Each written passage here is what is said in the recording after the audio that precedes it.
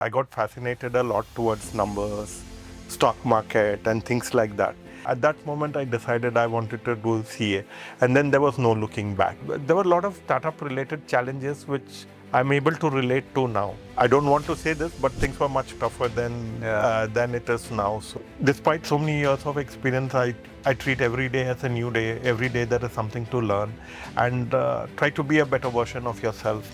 Do you think India is moving towards the Western style of a little more adherence and governance? It is good to have such expectations and such pressures on the portfolio companies and the finance team, because network equals to net worth. Use your experiences rather than have any biases. I think the journey has been very long, but again, some of these things you never get to know when you are going through that marathon. I think we should be well prepared for it.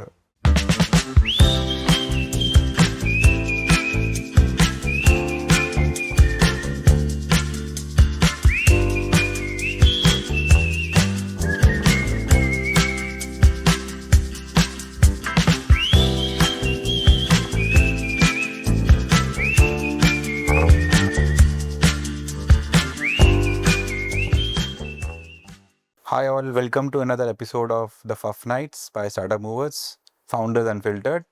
And yet again, we have a special guest whom we know inside out, but I think the next 1 hour will bring in those stories which we might not also be aware of.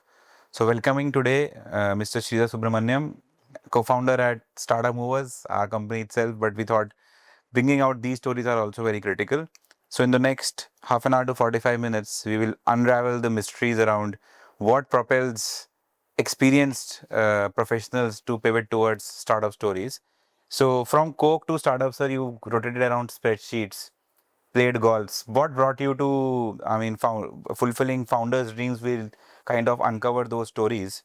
So you've been spending your weekdays around hearing to founders, cash flow mysteries, playing golf on weekends.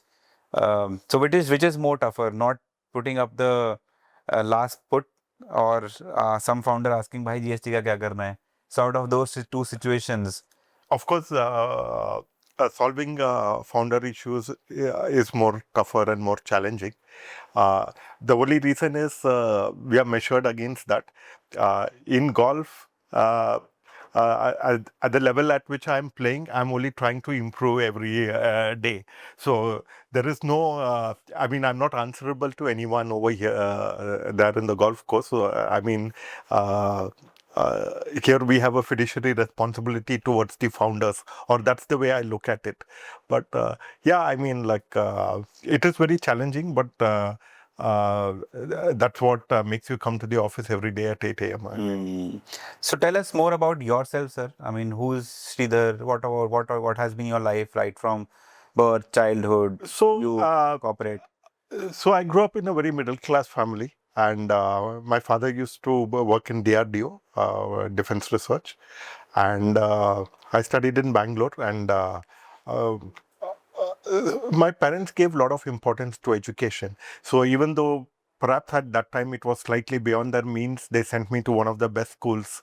If not in the country, at least the top in Bangalore. I went to Bishop Cotton's, as you're aware.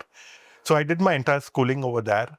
And around when I was in maybe 7th or 8th standard, I got fascinated a lot towards numbers, stock market and things like that. And by nature, I'm very curious being, want to always try something which I have not done before.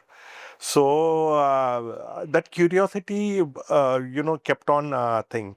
And luckily, when I was in grade 9, the course which I did was ICSE. ICSE introduced a sixth subject which was called a special subject. And in our school, they offered accounting. And that really hooked me on. And at that moment, I decided I wanted to do CA. And then there was no looking back. And I joined CA. I did my articleship in, at that time, one of the bigger firms just below Big Four, NM Raiji. NM Raiji used to do a lot of audits for Tata Group companies, other smaller Tata Group companies. And I qualified in 89. And I was born in 87. Yeah, so when were you born, Avinash? 95. So I qualified in 89, and my first job was with 3M. I worked there for 5 years, and then I joined Coke. Yeah, and then from 2010, 11, I've been in startup ecosystem. I think that's when we both perhaps first met in Delhi, and it has been a fascinating ride. And many people say that you worked in large startups, large MNCs. How did you join a startup?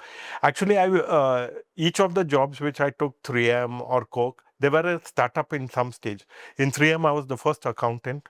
In Coke, Coke had just started the bottling business in India after their re-entry in '93. So there were a lot of startup related challenges which I'm able to relate to now. And even though I'm a finance professional by whatever qualification, I always took the side of the business thing, try to be as operation friendly as possible. And even now, I always take the client side first. Yeah, I mean, I think that's been my story. And I mean, I would not do anything differently if I were to be born again. At times, I feel with the way India is growing and exploding and the new challenges coming up, I wish I were a little younger. But yeah, that's a thing. I have no regrets, and I think few things I could have done perhaps better. But then, yeah, I mean, many of the things have to be viewed with circumstances at that point in time. A lot of the exposures which the youngsters have now, we didn't have then. Uh, I first worked on a computer after I qualified as a chartered accountant. And some of those things, like now it's very easy, even some query on income tax to put on Perplexity or Google search. Yeah. The time you have to physically, read the BAR Act, see case laws. Especially, I mean, I didn't work much on income tax, but while doing audit, a lot of these companies act issues will come up and things like that. So yeah, I mean, things were. I mean, I don't want to say this, but things were much tougher than it is now. So yeah. Even we sell it for the next generation. Yeah. Things were tougher at our time. Yeah, absolutely. In fact, like I remember when I wrote CA final, there were 8 papers. It started on a Friday, and no, it started on a Saturday and ended the next Saturday. Yeah, it was Yeah, pointless. yeah. Yeah. Except, thank God for small mercies, they didn't keep the exam on a Sunday. Right. So yeah, I mean, today you have alternate day, or you I have was to. lucky enough that my attempt was the first one where it was one Yeah, day gap. and that time there were no coaching classes. Coaching classes were held in only the regional centers of the institute, and Bangalore was not a regional center. You had to go to Chennai Institute for coaching classes. There were some private tuitions and things like that. But yeah, I mean, things were tough, but I think it was same for everyone at that point in time. So I mean, so that's okay. Yeah, but like, I mean, You touched upon 3M, Coke. I always thought these were bigger corporates, but you rightly pointed out at that point of time they were literally starting absolutely, up. yeah. So I joined 3M when it was pre-revenue. Coke, I joined when the bottling takeover had just happened. So I mean, like a lot to learn, and I was very fortunate to work with very good business managers both at 3M and at Coke. But were they a little more disciplined at that point of time because Not they were coming really, from? not really. I mean, Coke was very messy at that point in time, and at that point in time, the objective for Coke was like just to increase market share, and more than market share in Coke, they used to track one metric called per capita consumption. Okay. So their point is that like if the per capita consumption increases, then your revenue will automatically go up. So in beverage industry, per capita consumption is a key metric in underdeveloped growing markets and things like that. And surprise, surprise, India's per capita consumption of soft drinks is lower than that of many of the countries, which will shock you, like Pakistan, Bangladesh, and things like that. Yeah. So, yeah, I mean, a lot to learn. And despite so many years of experience, I treat every day as a new day. Every day there is something to learn, and try to be a better version of yourself every day. We talked about what designations you had in these two companies. So 3M, I mean, I was just a fresh chartered accountant. So I was just accountant or senior accounts executive and things like that. In Coke, when I left, I was region finance manager for a very large division, which was South. And region finance manager is equivalent of financial controller. And the most important thing was at that time, Coke used to make money in only two places in India. One was the unit which I was handling, South, and one was Punjab. So, uh, uh, I mean, we used to drive the P&L for India division. And so, I mean, it was a very responsible, position from an India P&L perspective. So, like the India CFO and the India CEO used to eagerly await my P&L, and that we had to submit P&L on the third working day. So if there was slight delay on the third working day, I used to get calls saying that I hope everything is okay and all that stuff, because I could tilt the India P&L. Now the founders are looking at you who asked the MIS on 10th. You used to give it on 3rd. So beware, Yeah, they're coming third after working you. day. Yeah, that it was the third working day. Yeah. Interesting. So how did, of course, you've already touched upon that the startup DNA started coming in right from the 3M side, but actually from an Indian startup ecosystem perspective, what was the pivot point in your career? So, at about 2007-8, I had already spent 18, 19 years in industry, done most of the things, and joining another company at a senior position, uh, which is already streamlined or thing, wouldn't add much value to me per se. And to be very frank, I'd reached a stage where, money didn't matter too much. And that time the startup buzz was just about starting, because in Which year was 2007, this? this is about 2010. Okay. 2007-8, Flipkart and all had just Yeah. started. And I think in 2010, they had received their first funding from Axel, and that's when Policy Bazaar got their first funding from Info Edge Ventures and things like that. So in 2010-11, when this opportunity at iProf came, I thought it was a good opportunity, one from a sector perspective, education perspective, plus from a startup perspective. So I think that's when That was your first startup yeah, exposure. that was my first startup exposure. And as you know, iProf didn't do too well. But luckily, Mohan was a common investor in both iProf and Capillary. They were that time they were going MVP. to NVP were going to invest in Capillary in the pre-Series A round, and I think it worked for all three parties in terms of iProf, NVP, and Capillary, and. And I think that was a real good startup exposure, because in the 4 years or 4.5 years I was in Capillary, we did a lot of things. When I was there, we had done Series A, B, and C, couple of acquisitions, flipped to Singapore. If I'm not mistaken, we did the first venture debt deal in India. Oh, So from an exposure perspective, I had a really good exposure. Which has like really helped me in good stead. And some of the founders still come to me for like a lot of advice, like people like now Yash and all that stuff. And many things based on my past experience, I'm able to give them like sane or good advice, or at least lead them to where they should go. so what was the pivot point from, say, a success? They're planning an IPO is what I've heard. Yes, I think they are planning an IPO which should happen in the next 12 to So 18 what was months. the pivot point for you to now say, So I think at that time, I think like Series C of Capillary was also over, and I felt like it would be more of the same, and that's when I felt that like and during the period in Capillary, this buzz up in Bay Area and in Singapore about fractional CFO, part-time CFO, etc. Had just started, and I thought like if something is working over there, it should work in India also. So even though India was a few years behind, and that's when around 2014 I started thinking on those lines. And that time Capillary Series C was going on, so they asked me to complete it and then move on. And finally, I think towards the end of 2015, I left, and you, me, and Manoj got together towards the end of 2015, and I think we signed the first customer for startup movers in December 2015. So yeah, so and I think.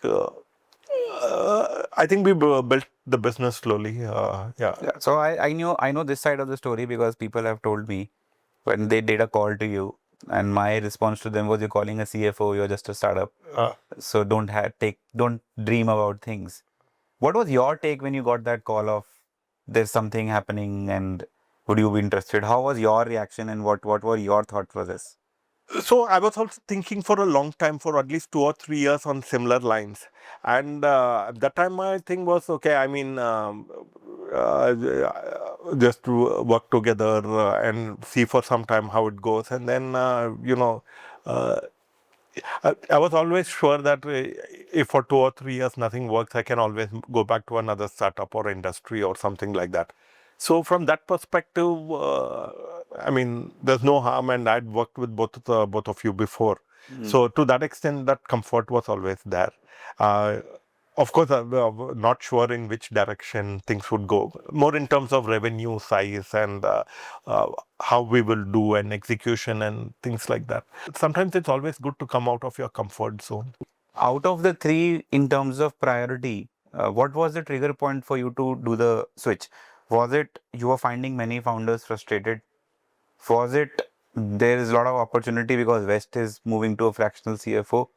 Or was it a personal calling that this is it, this is what I'm meant for? I think uh, to an extent, a combination of one and three. One is that I knew that a lot of founders are struggling in early stages because, I mean, based on my experience in capillary and talking to many founders.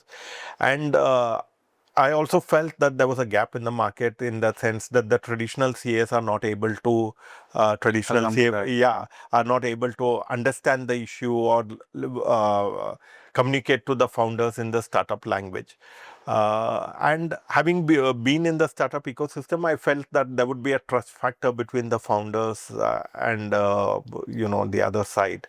So yeah, I mean, I think that's what motivated me, and I mean, to be challenged and to help a founder solve some issue is what keeps the spark going and makes you want to come to office every day. So you think being a regional head of Coke was easier or being a virtual CFO for two founder companies difficult or easier? I think each had its own challenges. There's nothing easy or difficult. I mean, uh, it's all how you approach the problem. Each had its own challenges, and each had its own share of issues to be solved for. So yeah. So do you feel most of the founders are financially reckless? So I don't think reckless would be a right word. Or what is the difference between founders who are sleeping good or between those who call you at 1 or 2 a.m. ki bhai pad gaya? I think first time founders struggle a lot.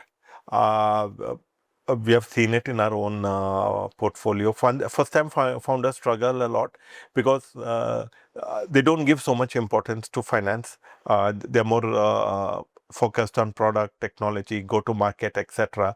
But many second time founders and a little more mature founders, who start companies, say, uh, once they have worked for 7 or 8 years, they give a lot of importance to founders, and I think we have seen that play.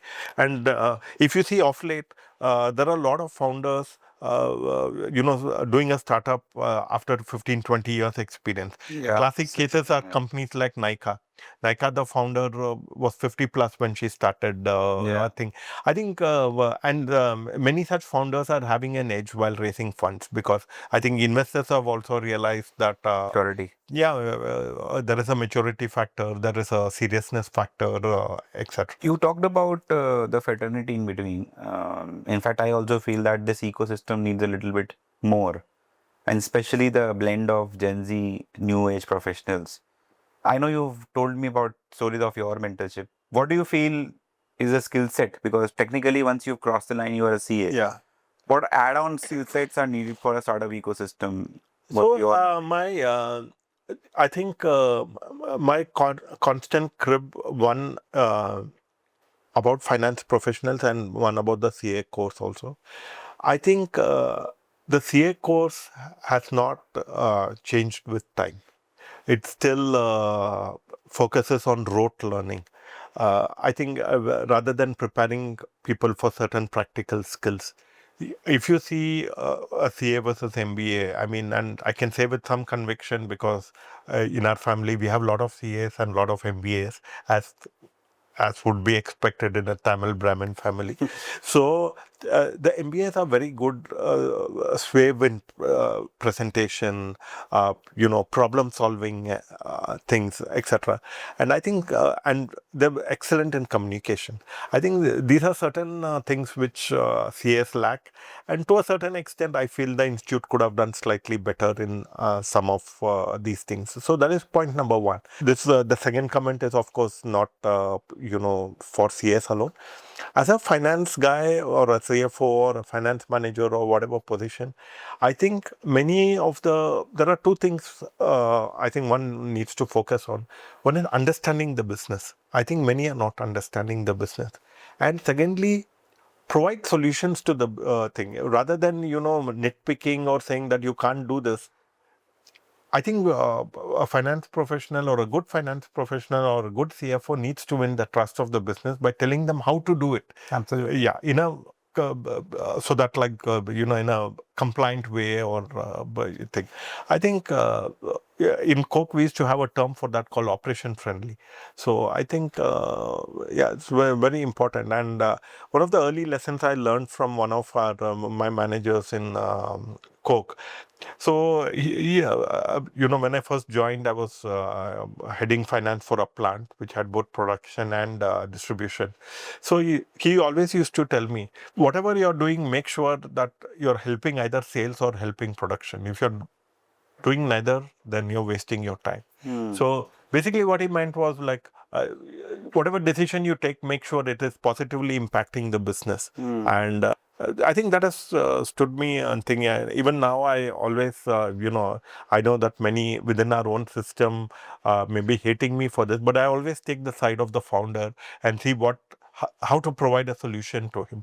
And I think that is very important. Yeah, I mean, you've touched a very critical point of understanding the business before Correct. anything else. Yeah. Because you just can't be in the position of, especially when you're a financial advisor, you Absolutely. just can't be putting in questions. You Correct. will come with best possible solutions, Absolutely. help founders with that solutions also. Yeah. But speed at which the startup scale or disrupt, how do you ensure that you can keep governance in place? Because you don't want to stop the scale. At the same point of time, you want to ensure data collection is happening, analysis is happening. Yeah, I How do think you that is a balance it? big challenge. I think managing growth in a high paced environment is a big challenge. And I think many startups struggle, and those who are able to manage it will go on to the next level. I think to some extent, processes at some stage, startups have to start looking at systems, processes, automation, controls, etc. And I think those who have managed that go on to the next level, and those who are not able to manage that, we have seen within our own system, in many companies, reconciliations are incomplete, especially in D2C and things like that. So I think startups need to invest more time and maybe some money also in uh, tools, automations, getting good people, getting the right people. So, what's the one thing which the VCs expect from a CFO, which in reality never happens, especially early stage? VC's expectations of prompt reporting, accurate reporting, etc. I mean, it is good to have such expectations and such pressures on the portfolio companies and the finance team, because only that will help improve the thing. But I think they also know in the mind that in early days things are difficult, and but I think in a way it is good to have those expectations and good to have those pressures, because we have seen many startups like improve post VC funding in terms of processes and reporting timelines and things like that. And yeah, I mean, ultimately it is their money. So, not to name it, but in terms of qualities, what are the best founders you've worked with? What are the qualities those founders have, and what are the worst? Okay.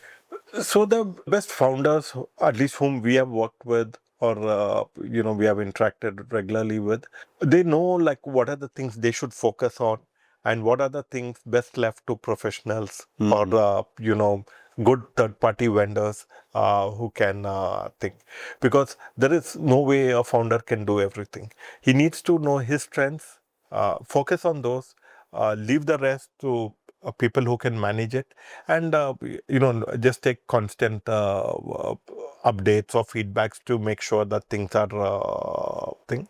And I think the best founders have a open communication. They take feedback and try to improve or try to change things. I think those are the qualities, and I think the most important thing is to be transparent. I think many founders play around with the jargons, gross GMV, this that.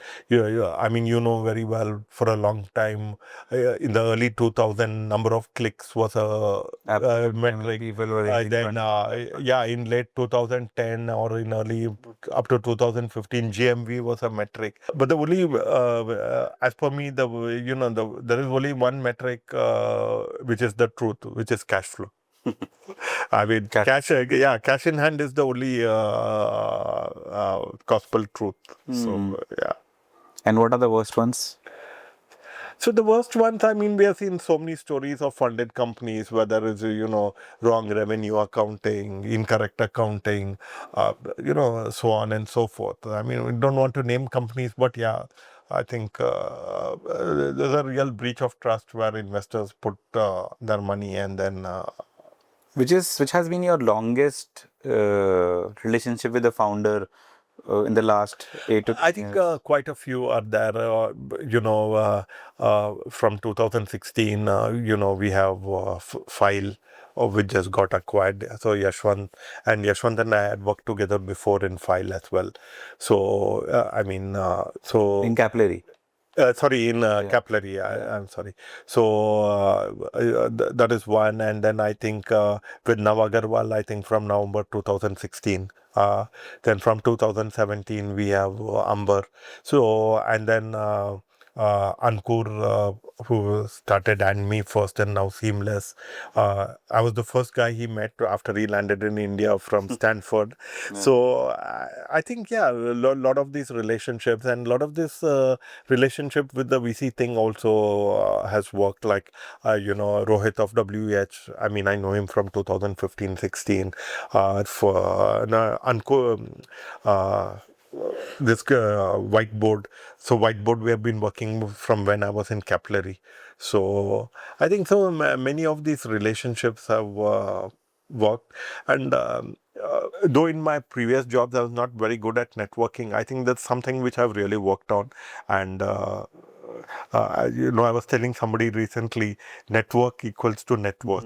So I think it's very important in the startup ecosystem to network. And, so many of these relationships date back to 2015-16 when we started Startup Movers. So, and still going strong. So for someone like an introvert like me, this could be an oxymoron statement, me being in the podcast, but assume somebody who's a introvert is not naturally into networking phenomenon.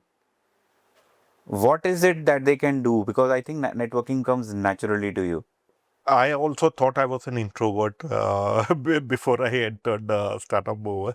So the point is, I think it is one of the requirements of the job as well. So so sometimes you just grow into it, and I won't say that networking came naturally to me, but it was one of the requirements of the job, and over a period of time, you get better with it. And I believe it's very important to do the right amount of networking. Interesting. Do you think India is moving towards the Western style of a little more adherence and governance, or are we maturing enough towards that direction, or how far are we? I won't say we are better, but I think we are moving in that direction. It will take some time. If you see the entire startup ecosystem, I think India is about 7 to 8 years behind. Bay Area, 7 to 8 years behind Bay Area easily, or or about a decade behind Bay Area. Yes, we are moving towards it, and I think if you can, I think recent activities in the startup ecosystem of VCs expecting unit economics, profitability, positive cash flow, etc. And I think our steps in that direction, and I think we are moving in the right direction. And I think there's still a lot to be done, and I feel. In the startup ecosystem, we have just scratched the surface for a country of India's size. If we continue to grow even 7 to 8% GDP for the next, 15, 20 years, I think there's a lot that can be done. One question I always ask from people whom I feel could have been a specialist and are not, you being one of them, I also call myself to be a generalist. So you believe this world now belongs to more generalist, or no, it has to be a specialist overriding journalist in certain scenarios, and there's an imbalance? Uh, Not really. I think there is room for both to play their roles. I think on the management side, on the operation side, you need generalists and very specific skill sets. If you take finance area like tax or cross-border taxation, you need specialists in those areas, or like governance.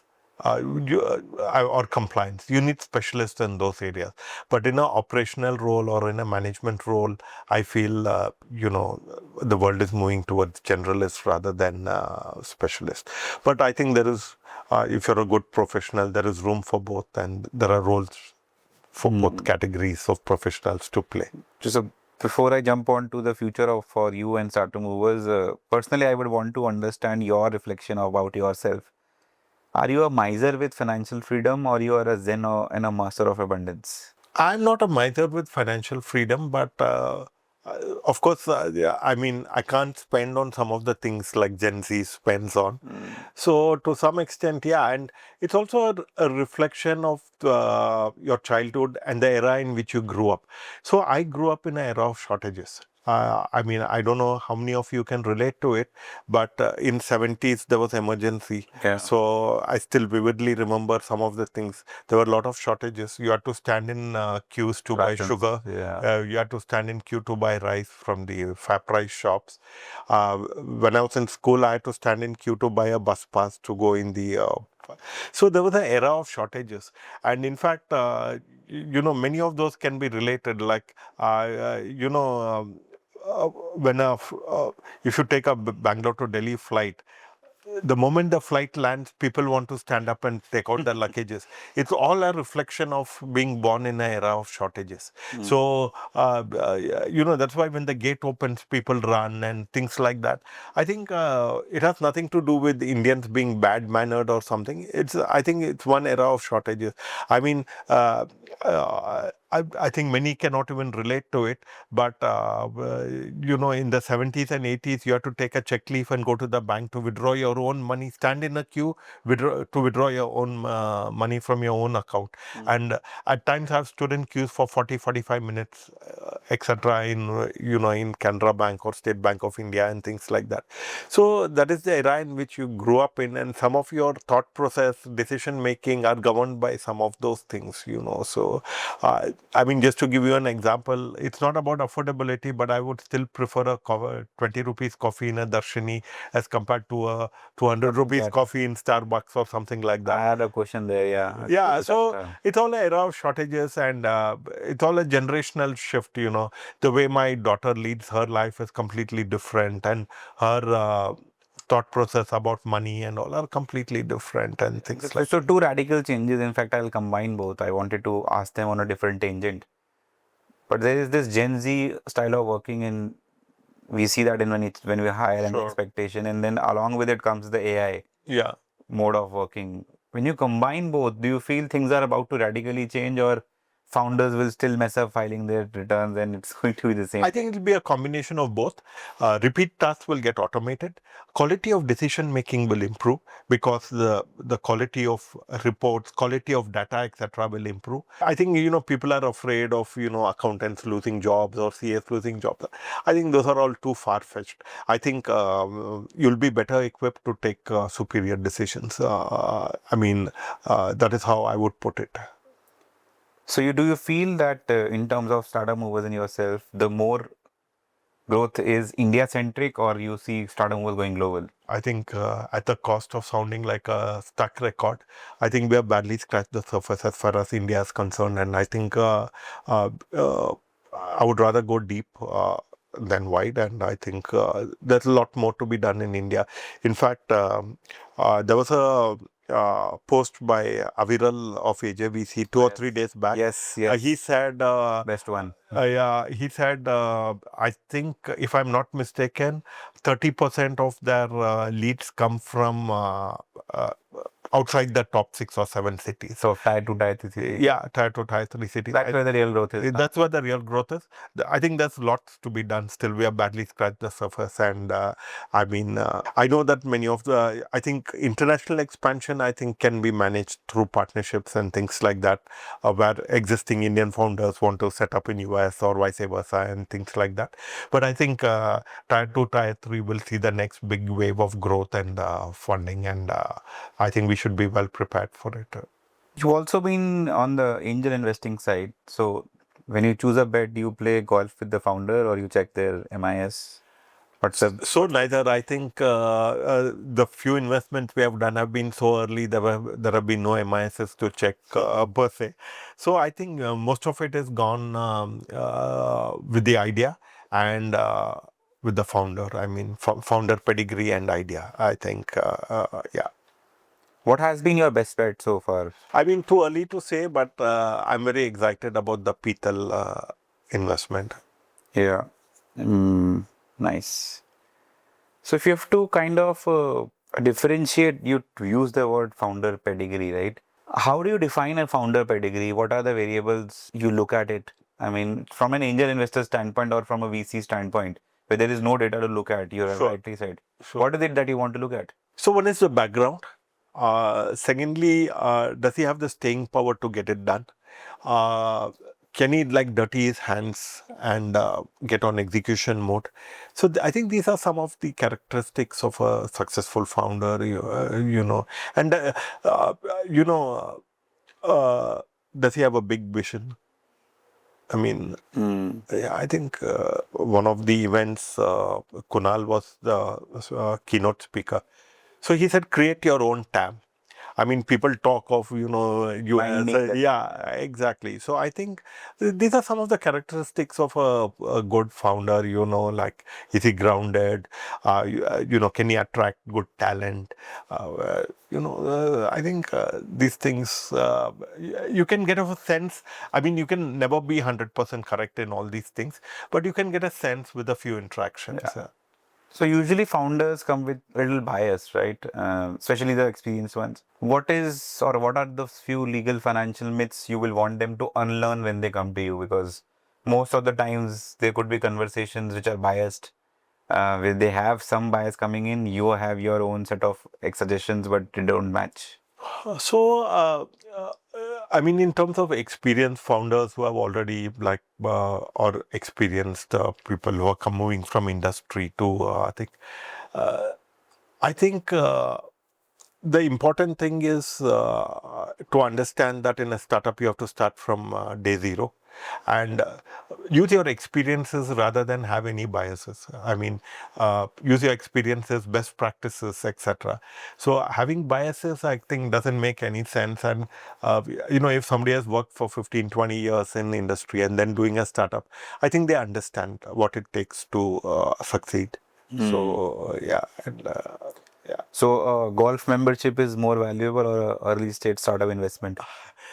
I mean, I've been playing golf for a couple of years now without any membership. So I think early stage startup investments will give better returns for the That's interesting. Maybe you can throw in some light on how to play golf without membership. So there are so many cards available. There are some army courses where you can uh, pay and play. So yeah, I think there is. If you want it, you can do it. What reflection you bring from your golf play to So I startup think there are three, four things golf teaches you.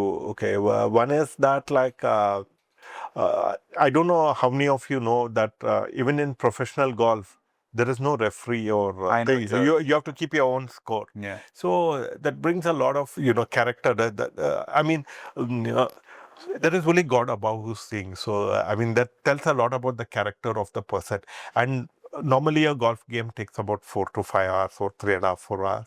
So you're for 4 hours with a person, so you understand his character and things like that. The other important thing about golf is that at the level at which we play, there is a handicap system. So what happens is that you're always trying to better your own score. So, like in office, so also in the golf course, every day you turn up just trying to be a better version of yourself. Do you feel your ability to build a personal rapport with a founder is a moat? Or do you feel that's the way it should be with everybody who's working in the startup ecosystem? Know the founder. I think that's the way it should be. I mean, yeah, in the type of work we do, I think knowing the founder well is a very important trait, and I think it makes a lot of difference.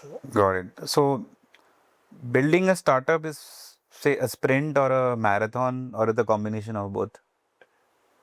I think it's a marathon with a lot of sprints. I think you must have a long-term vision.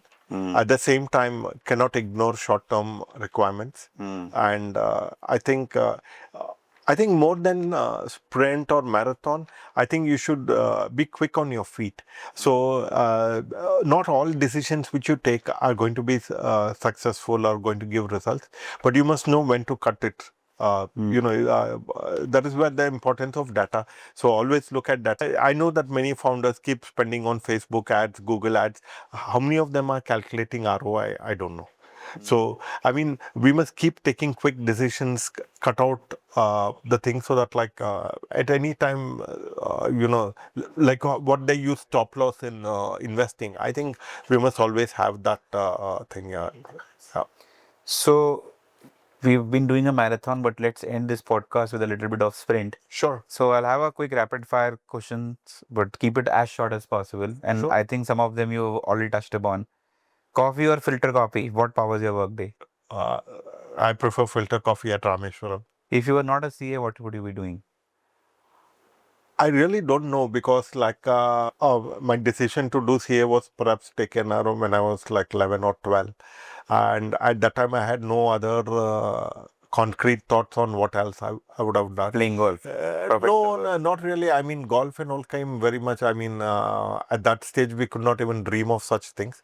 But Today, sometimes my only regret is that, perhaps I should have done an MBA after I did my CA. What's one personal financial habit that would surprise people around you? Perhaps I could have done better. And I didn't understand long-term investing and compounding till very late in life. But Fill in the blanks. Founder without discipline is like the army general who went to war without a gun. if startup movers was a person, how would you describe its personality in 3 words? Founder friendly, agile, and dependable. Okay, the last one. I don't know why my teams would sit. Choose one. A Bollywood one. Sridevi or Madhuri? I would go with Madhuri. Nice. So I think that brings us to an end of getting to know podcast. Shija sir, I think the journey has been very long, but again, some of these things you never get to know when you are going through that marathon. Yeah. Thank you for doing this. I hope we've added value to this. Yeah. Thank you for the time, and thank you for having me, and thank you for putting up with me for the last 10 years. Yeah. And as I keep saying, it's still day zero. Looking forward to the next 10 years. Absolutely. Thank you.